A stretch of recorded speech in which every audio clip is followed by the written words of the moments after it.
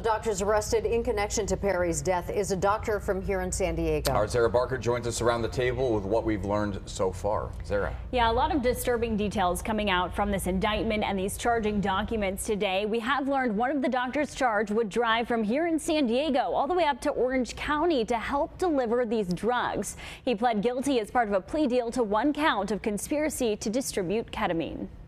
San Diego-based doctor, 54-year-old Mark Chavez, has been charged in connection with Matthew Perry's death. These are a set of charges that reflects the sentiment of putting profit over patients. A medical doctor's license matching his details is active on the state's medical board, and it traces back to a home in La Jolla. We went to that house today and met his landlord, who says Chavez rents a room there. I'm just in a state of shock. He's not that kind of person. He's just not that kind of person. He's gentle, he's respectful, he paid his bill, the rent, everything. I'm in a state of shock. The Friends star died October 28th from acute effects of ketamine. Less than a month before, Dr. Mark Chavez agreed to sell ketamine using a fraudulent prescription he wrote in another person's name. The indictment says Chavez and another doctor, Dr. Placencia, talked about how much to charge Perry for the ketamine, saying, quote, "I wonder how much this moron will pay." Defendants Placencia and Chavez, as medical doctors, knew full well this was not the proper way to administer ketamine, and they even talked about that in their exchanges. Federal investigations always go behind the scenes and try to figure out if it's a drug overdose.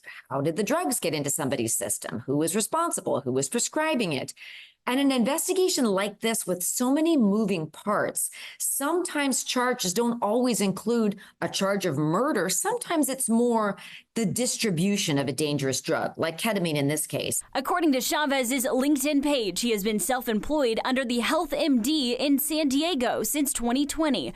An employee with Dreamscape Ketamine and Wellness in Mission Valley confirmed he had also worked there before he was let go, and he was also an ER doctor. Every victim is important because nobody wants to see any type of medical provider exploiting addiction or preying on the most vulnerable patients. And as part of Chavez's plea deal, he faces up to 10 years behind bars. His arraignment is currently set for August 30th.